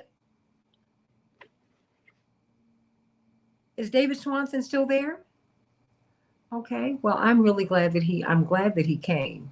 And everybody. He just dropped, and It's so okay. did Attorney Connolly. Oh, I didn't know she was still there. Oh my gosh. Call her back. Tell her what we're about to do. Would you call her back? Sure. She and she's been very forward about the fact that she really struggles with her diabetes. And so one of the areas of activism for Attorney Erin Connolly is healthcare. Because sometimes I'll announce that she's going to be here and she's having a crisis and she can't come because she's having a crisis. She will have various crises with her diabetes. Diabetes is serious stuff, everybody. That's because we can manage it now better than ever before. It is serious. But she keeps soldiering on. And I want us to talk about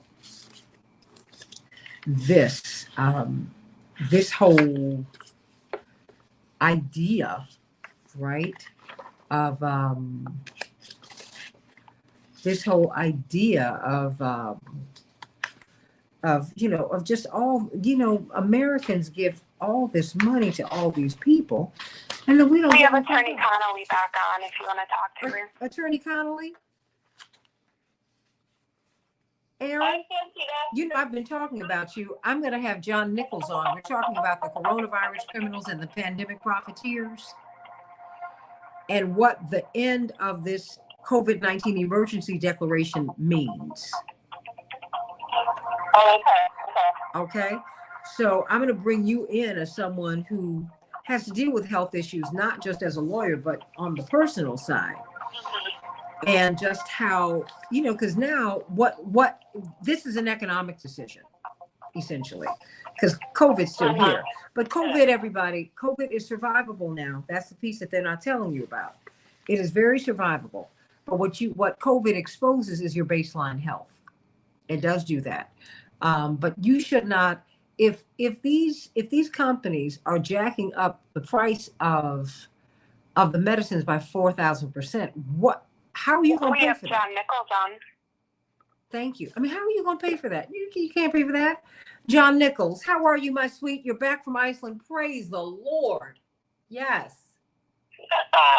Good to be with you. Goodness gracious. Happy Valentine's Day. Well, yes. Okay. Well, yes, that too. Happy Valentine's Day. I love you. I'm so glad you're back. But I was like, when is he going to hurry up and get home?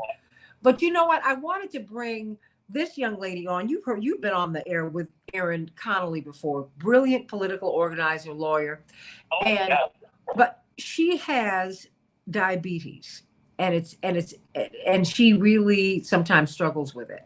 And so healthcare and what our system does and does not do is of particular import to her. And I wanted her to hear you and to be in on this conversation.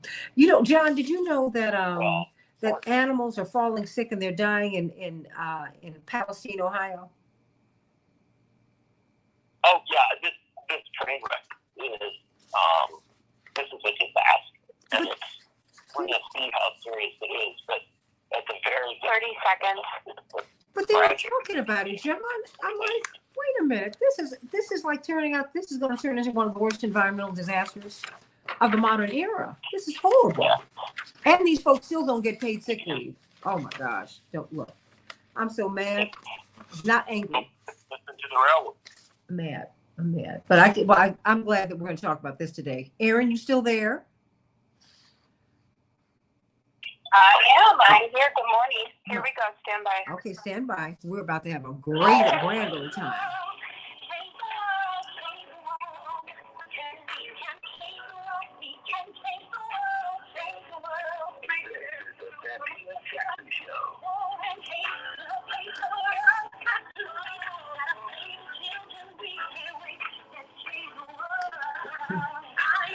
Hey everybody, welcome back to the Santita Jackson Show on Valentine's Day, everybody. Remember, love is a verb. Love is as love does. That's what my godmother, God rest her soul, as she dances in heaven today, Irene Ware, one of the pioneers for women in radio. She used to say, love is what love does tell someone you love that you love them today. And I love all of you. I love all of you. And I feel your love every day. And I thank God for you. And I love you, Aaron Connolly, attorney Aaron Connolly. And I love you, John Nichols, from the Nation magazine. Oh my gosh, he's been in Iceland and we've been able to talk to him, but I'm so glad that he's back stateside. It's just, I don't know, it's just a thing with me. And he's got this fantastic book that we've spoken of before. Coronavirus Criminals and Pandemic Profiteers. But I said, what are we going to talk about? I said, John, wait, we don't talk about your book enough. And I think that we should. And as I was talking to Aaron, I said, Aaron's got a real heart for healthcare because number one, she has that, but she also is impacted by this. Dave Dowling says that your late mom was a diabetic. It can be really tough to manage. And it's very expensive. That's why what President Biden is doing by looking to put a cap on insulin is important. People are rationing their insulin, right? And I can only imagine what's going to happen to people as we end the declaration of the emergency declaration on the pandemic, the COVID-19 pandemic. What's going to happen now? Because now the cost under the emergency authorization, and I want you to go into this in detail, John Nichols, the government paid. I mean, you paid, but so when I get off the plane, when I go to New York, which I still do a lot, I walk past baggage claim at LaGuardia and I go to the truck and I take the test and they let me know whether I'm positive or negative, and that's it. But now I'm going to have to pay for it. Now I've got to pay for these test kits. Oh yeah, this is a big deal. In the meantime, one of these companies has raised the price of these drugs by 4,000%. Now I'm about to turn everything over to you, John. But I mean, before that, let me ask Aaron Connolly, Attorney Connolly, what do you think about this? Because I know the title of his book has got to knock you out. Coronavirus Criminals and Pandemic Profiteers, because that's what we're seeing. Yes, we absolutely see this, and this is a spotlight on something that, I think is going to be a dark part of our history when we really dig in to who got what and who was helped and who had to suffer as well, right?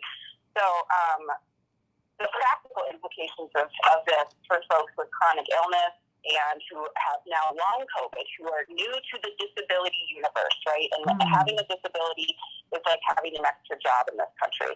Our insurance companies, our hospital systems, and our prescription systems don't always work together. And when you have a chronic illness and are completely dependent on a medication or a treatment for your lifestyle or your life, like I'm a type 1 diabetic, require insulin, which is the 6th most expensive liquid in the world, and is price gouged, right? We heard President Biden reference it in the State of the Union address. And for folks that are, and I will say also diabetes is on the rise. For folks who have gone through a tough case of COVID, for folks who have long COVID, they're popping up with more autoimmune diseases like diabetes, right? And that complicates existing conditions with the heart, with the kidneys, with all sorts of things. So as a public health,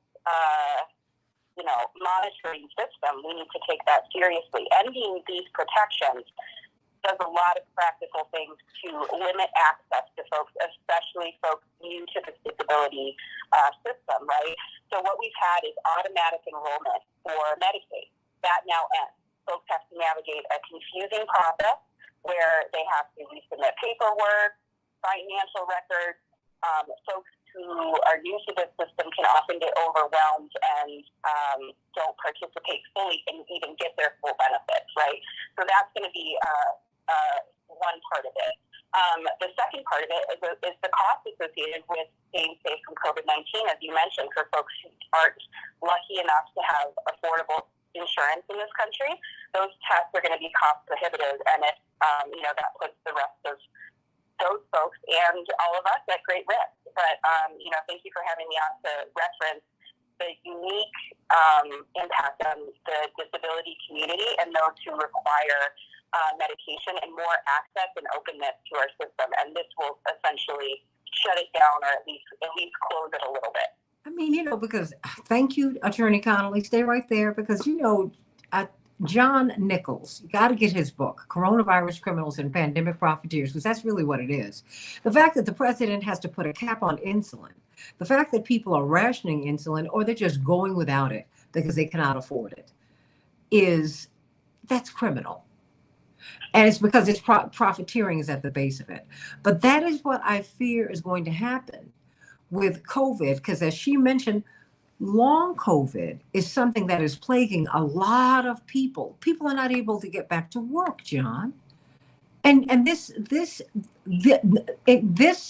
medicines are going to be out of reach for a lot of people. John, take it away. Well, it's great to be on, and it's great to be on with Erin, who does exactly what we should do in all of these discussions, which is to ground our discussion not in healthcare corporation statistics or government numbers, which we'll use some of in a moment, but in the human side of this, the fact that human beings in the United States who get sick end up having a stroke. And it isn't just with illness. It's with a system that does not deliver for them, that does not, kind of remove the barriers to care and make sure that people get what they need. In fact, our healthcare system too frequently makes it harder to get care. And it causes a tremendous number of people to just decide that they're not going to do it, to give up on it because they think the costs will be exorbitant. They think that if they, start a regimen of care, that they'll end up, running out of insurance if they have it, and potentially getting up bankrupt. This is a huge reality in the United States that goes across the healthcare system. It's why we should have a single-payer Medicare for all healthcare system in the United States. We should have had that before COVID came. When COVID came, we should have recognized immediately that this was an overwhelming challenge, and that the proper response was to make healthcare a right, to make sure that it is available to people not after they pay, but at the point of their need.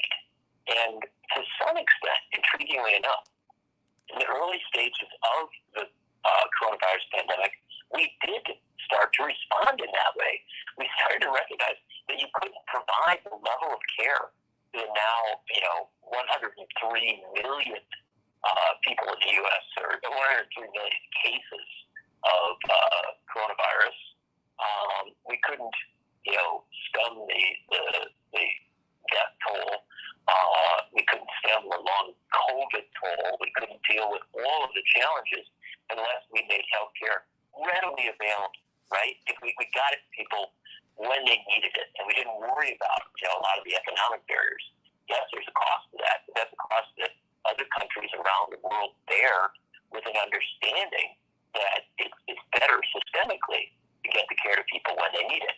So early on in the United States, we did a couple of things, and this was bipartisan, by the way, Republicans and Democrats agreeing that, money would be poured into research. They would try to find vaccines. And in fact, the vaccines that were developed with tremendous amounts of public support, with the government paying for research, and with researchers and public institutions figuring out how to deal with it. And we also said that when those vaccines become available and when the tests are developed, we're going to make sure that people can get them for free, right? And that's as it should be. I mean, you want to know whether people have a virus that can be easily spread. And so you want the testing to be free. You want it to be available to people in every circumstance ubiquitously. So it's not something that is challenging to get. And then if once you've got a vaccine, if people want that vaccine, you want to make sure that they can get it, right? Without running up costs, and that they can test as much as they need, that they can get the care that they need. It's a simple model. Early on in COVID, we did quite a bit of that. Not as much as we should have, of course, but quite a bit. And that was important because it was a way of dealing with a public health crisis. But the fact of the matter is, now, as both parties in Washington seem to want to forget about COVID, to say, well, it's over with and done with, it's gone. They're starting to take away those protections, take away those guarantees of easy access to testing, easy access to vaccines at no cost or at little cost if need be.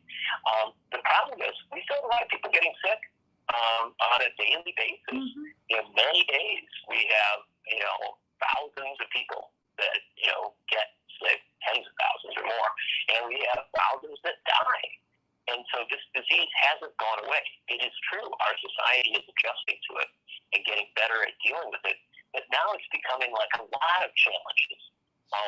And instead of taking away protections for people to get free access to testing, free vaccines, and the care that they need, we should be saying, no, this is something that's going to be a part of our lives, potentially for a long time.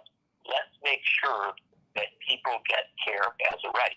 And then, if we're going to do that with coronavirus, with the pandemic, and its play out, then why don't we do it with all of the diseases that people have, with all of the health challenges that people have?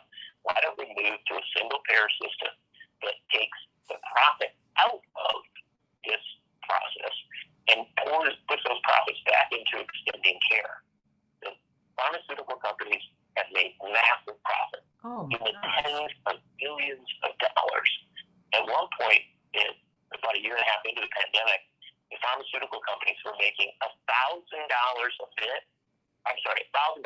That's $60,000 a minute, something in the range of $90 billion a day.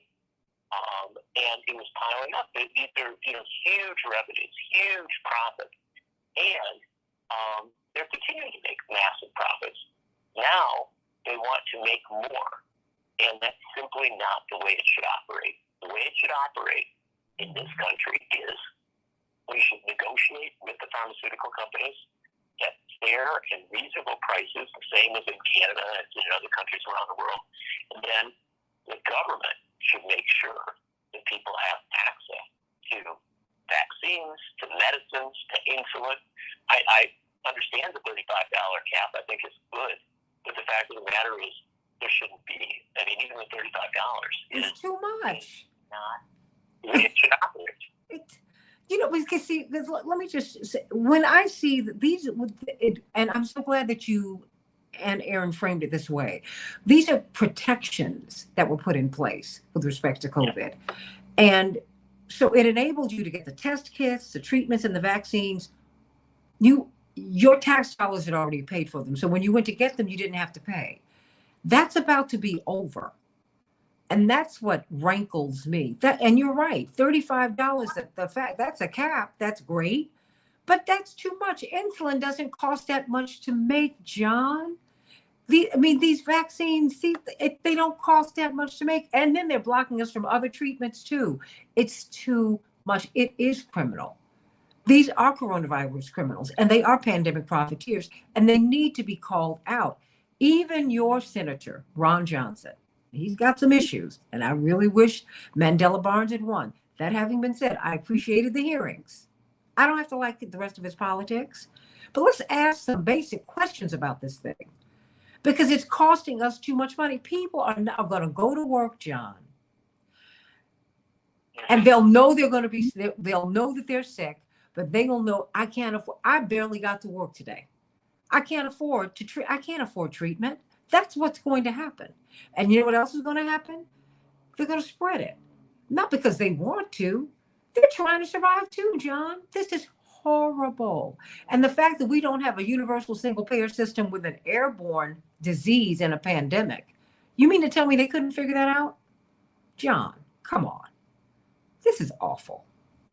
Well, that's exactly right. You're getting to the heart of the matter here. And the fact is that early on, when we were overwhelmed by this disease, when we were really, traumatized, right, as a country, and we weren't alone. Countries around the world were struggling to deal with it. The immediate response was that the government, which is constituted by us, which we elect, which we pay taxes to, the government needed to step up and do major things to make sure that people got the care they needed, so that at our best we could constrain the spread of the disease, and also at our best we could figure out ways to respond to it with a variety of medications, with different vaccinations, with other things, with what was needed and what was necessary. And again, Republicans and Democrats largely agreed on that. They very quickly started fighting with each other, and that's typical of Washington. But it's important to recognize our initial response. Our initial response as a society was healthcare should be readily available and it shouldn't cost you money, right? Mm-hmm. We knew that in that moment. What we failed to recognize is that for people who do have serious ailments, who have serious illnesses, who have serious healthcare challenges, every day is a pandemic day, right? Yeah. They're frightened that their disease may overtake them. They're frightened that they may come into contact, if they're immunocompromised, they may come into contact with a disease, with a challenge that could kill them, or at least make them terribly sick.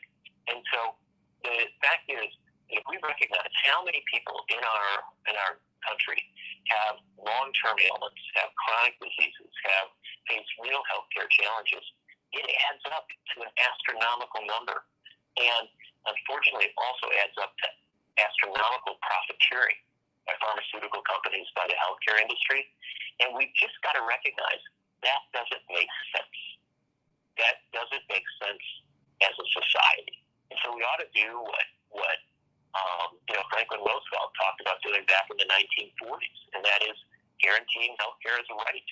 We ought to recognize that what Canada has done, what countries in Europe have done, not always perfectly, often with challenges, but they have recognized healthcare as a right, and they have sought to make sure that when you get sick, when you have need, you get care.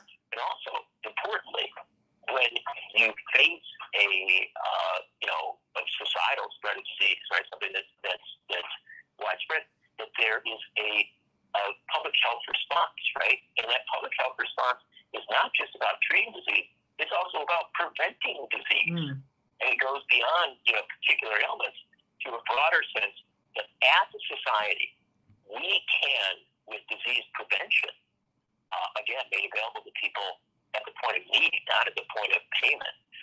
If we can do health, challenge prevention, we end up in a situation in society where we will all be healthier, and healthcare will cost us less, right?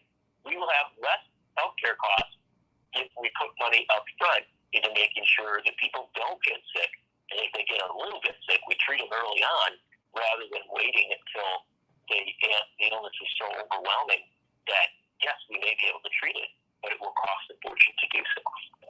We're talking with John Nichols, national correspondent for The Nation magazine, fresh off of a trip to Iceland. I can't wait to read what you write about that trip. But we're talking about the end of the pandemic. May 11th is the date. And for many people, the COVID test kits are going to cost you money now. The treatments are going to cost you money. Vaccines are going to cost you money. Attorney Aaron Connolly, family on this show, said, wait a minute, what about long COVID? I mean, John, when you start thinking about that, which is, as she properly framed it, a disability. Many people have not been able to go back to work, John. And then you see these raising the cost of these medicines by up to 4,000%, and then some. There have been no limits placed upon them, and they've not been investigated. Even as some of these CEOs have said, well, there were some mistakes that we made with the medicines, their efficacy they have questioned. I mean, but we're blocked from talking about it because it's really is censorship. It's a terrible thing. But the fact that these protections are being taken from us, I just think about these frontline workers who had to go to work, John, without PPE. These folks can't afford this. I mean, goodness, you can't, even with great insurance, you get a bill if you get ill. And we say that we value our frontline workers, right? We say that we value our nurses. We say that we value all the people in healthcare and in other industries that are there when we need them. And yet, just as we are seeing, many of the protections that were put in place at the start of the pandemic to make sure that people could get the care they need, kind of dissipating and being taken away, we've also seen that respect for frontline workers diminished. And instead of saying, yeah, you do something that's essential, you need fair pay so that nobody works 40 hours a week and still lives in poverty, so that those who provide us with basic care and meet our basic needs can themselves remain safe and healthy and prosperous, right? That they can live a good life. We're making them jump through hoops to get the basic pay, the basic benefits, the basic protections that they need. Again, with a national health care plan, with a single-payer Medicare for all plan, which is, by the way, something akin to what your father talked about when he was running for president in 1984 and 1988. This isn't a new idea. With such a program, you begin to ensure not just that people who need care get it, but that people who work in healthcare industries, nurses, hospital attendants, ambulance drivers, all these people, that they too are protected and that they too get a fair level of compensation so that they don't give up on it, so they don't just say, oh, this is overwhelming. And one last thing as regards long COVID, and I have relatives who suffered from some of this in-laws, and I can tell you, it's severe. It does put people in a position where it's very difficult for them to work, where it's very difficult for them to maintain, their basic lives in the ways that they had before. And again, a healthcare system that really works recognizes that, as well as a system that has long-term disability, so that people who do end up in a difficult situation aren't not only sick, but also impoverished. But let me ask you this before you go. I've got a couple of minutes and they belong to you. What do you conclude in your book, Coronavirus Criminals and Pandemic Profiteers? Well, one of the things that I suggest early on is that there has to be an accountability, particularly with these drug companies. We have to look at them in a serious way. There should be hearings. There should be investigations. We should figure out whether there has been a level of profiteering that goes too far. And we should recognize that when Franklin Roosevelt was president in the 1930s, when we were facing the Great Depression and then World War II, Roosevelt and the Congress imposed a 90% excess profits tax, over 90%. What they said was that you can make your profits, but if you are making profits above what you used to make during this crisis, we're going to tax you at a very, very high level because we don't want you profiteering. And that worked. America didn't fall apart. America got stronger because it held corporations to account. We should do that now. Coronavirus Criminals and Pandemic Profiteers. Get the book. It is all of that and a bag of chips. I love you, John Nichols. Happy Valentine's Day to you, your beautiful wife, and your beautiful family.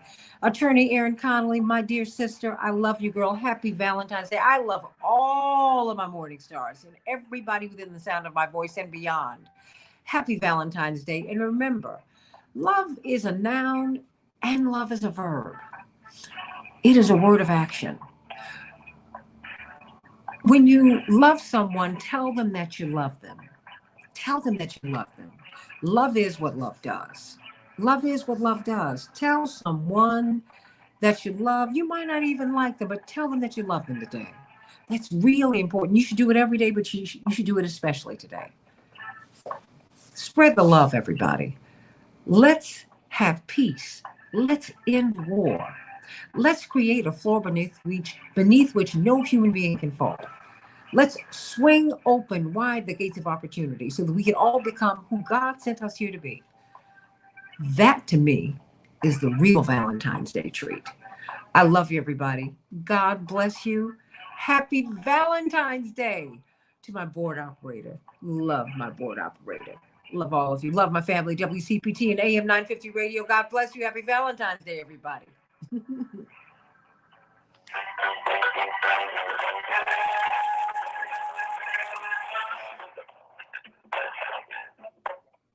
Is there anything else you would like to say, Erin or John Nichols? Erin, I know he gave you an earful. No, I think it's such an important conversation and one that we need to have, especially this season. And we we see different, like as you said, Santita, we see different headlines than the reality for many folks in this country still battling the acute illness and the long-term impact of it. And our system needed to change anyway.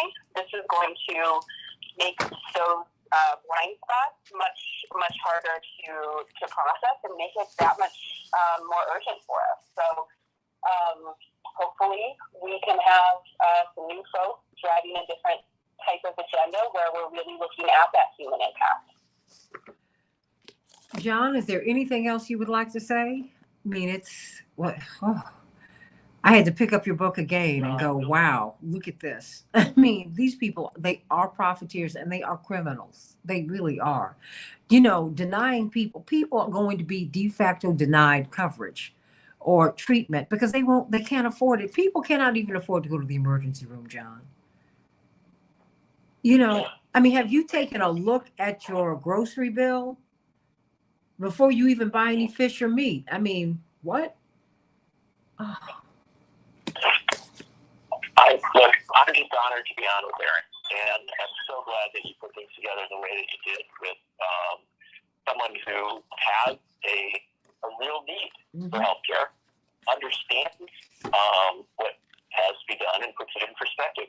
Again, our healthcare discussion should never begin at the level of the healthcare industry, the pharmaceutical industry, the corporations, all the people supposedly at the top of the system.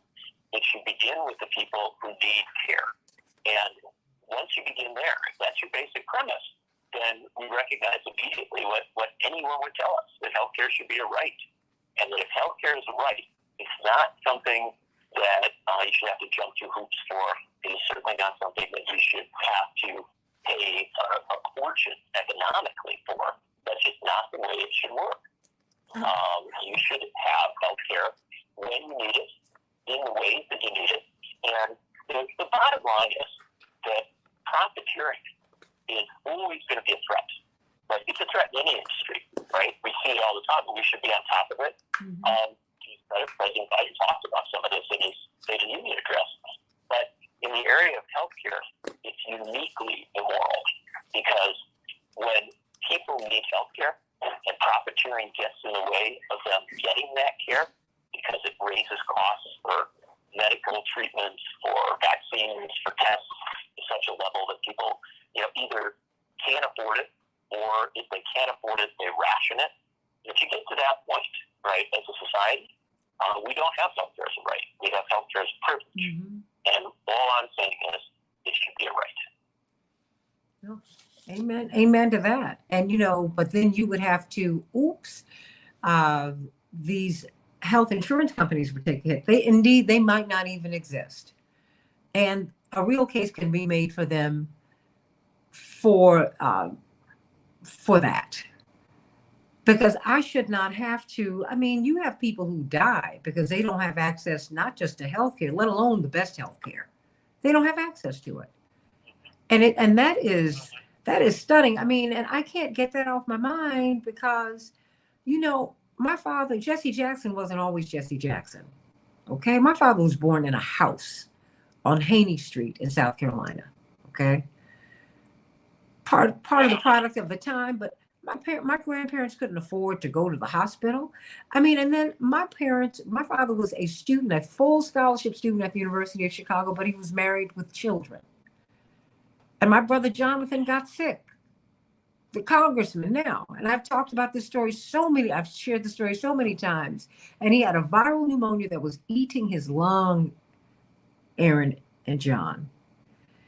And he kept getting sicker and sicker. And at this religious hospital here, they told my parents there's nothing else we can do because my parents had no money. You're going to have to leave. My father in desperation called Dr. King and said, please, if they put my baby out, he's not going to make it. Because Jonathan just he was about to turn 1 and he was getting more and more frail. My mother said you just saw him. Like my parents can't even talk about it now. You can imagine. And my father just waved his hand. He said it was awful. He said, but Dr. King came in. He said, Jesse, just have them hold him overnight. I'll be there in the morning. And he flew in, and it changed everything. Because this is, a couple of years after he's won the Nobel Prize. This is Dr. King. This is before he was, just as he was becoming hated. And they opened up, my mother said, I don't even think we received a bill. And so part of that is my father goes to the hospital and sees everybody, and people get treated differently when he comes into the hospital and they find out that they're his friend or that he's looking over their shoulder. That shouldn't be required, John. It's not right. This is not right. A pandemic? You mean to tell me I've already paid you to develop the shots and all of the treatments, not all of them, some of them. And now, wait a minute, you made money hand over fist. Not only did I pay you to develop it, then I bought them from you. So you had guaranteed money, even though at least one of these companies was about to go out of business. It's not enough for you. Now you're like, okay, I got this. You got what? I paid for this.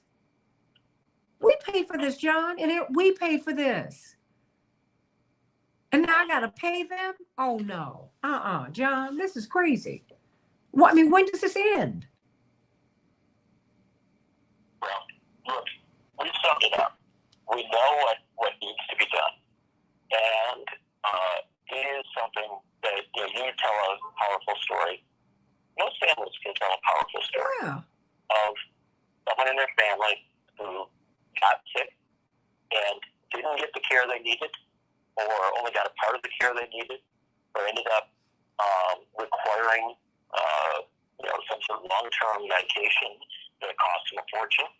And we also have some miraculous stories where people step in and give the care that is needed at the point that you both survive.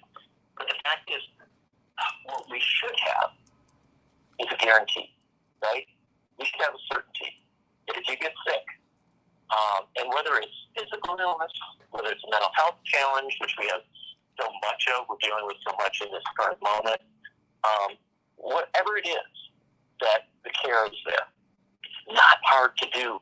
Other countries do it at dramatically less cost than we are paying in the United States. So this is not a complicated equation. This is not one that we have to be overwhelmed by. As a society, we can respond. We did it to some extent, not as much as we should have, at the start of COVID. And now we need to, instead of taking away protections and undermining protections, we need to ramp them up. We need to say, look, it's very, very clear that people in this country are overwhelmed economically by inflation, by all sorts of other challenges. And the last thing we should be doing is saying that, pharmaceutical companies can raise their prices by, 100%, 1,000%, 4,000%, just because they can do it. No, we should step in and say that there's a reason we organize a government where we, the people, put folks in charge. And that reason is to make sure that we aren't exploited, that we are not the victims of profiteering, and that we get the care and the medicine that we need because it's there, because it's available. The only question is whether it's available at a cost we can afford or at a cost we can't afford. Amen. Is there anything else you'd like to say before we go? Thank you. And happy Valentine's Day. Oh, happy Valentine's Day.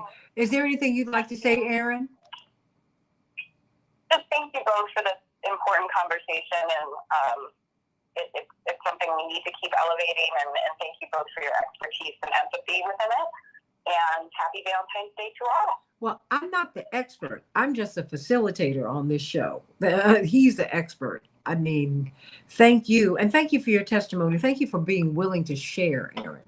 That means so much. Many people, I have several friends who had COVID and they wouldn't talk about it because they didn't, for various and sundry reasons, want to be outed, if you will. I guess they didn't want to be treated as pariahs. I've tried to be transparent with you because it's like, look, it is what it is. It is what it is. And, and if you're going to treat me as a pariah, look, I've lived with that too. And I'll live with it. It's okay. But, look, it's an airborne, COVID is airborne. Everybody can get it, and most of us will get it. And the question is your body strong enough to fight it? That's the key. That is key. And many of us, our baseline health is poor because we don't have access to the best food. We don't have access to the best air. We don't have access to the best. We don't. And that is criminal. That's criminal. And that must stop. It must stop. We must go another way. Every human being deserves a right to the tree of life. Every last one of us. And you must know that you are somebody. You must know that you should think highly enough about yourself and your fellow human beings to fight for us to have a right to the tree of life. And for us to have the best lives possible. That should not be the sole space of the wealthy. No. Or of people of a particular color or tribe, because it changes wherever you go in the world. It might not be color. It might be your tribe. It might, whatever it is. And we all come from the same God. Enough. Get the book, Coronavirus Criminals and Pandemic Profiteers. I promise you, it will bless you. As John Nichols blesses us every week. I'm so glad that you're home, my dear friend. And now you got to cover the Chicago election. We'll be back on that. Oh yeah. Oh yeah. We'll do that. Yeah, much more to discuss. No question. No question. I love you. I love you so much. And have a wonderful, I was about to say Thanksgiving. Oops, wrong. Valentine's Day. Everybody. Thanks for Valentine's Day. You're right. Oh, you're good.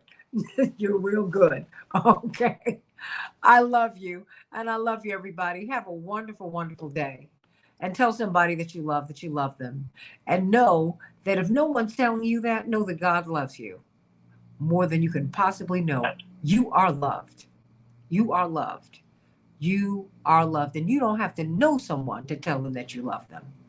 Let the love of God let the God in you touch someone else. You might save their lives. Do that, everybody. Just really be a good person. Be kind to somebody today and every day, but especially today. God bless you, everybody. Love you.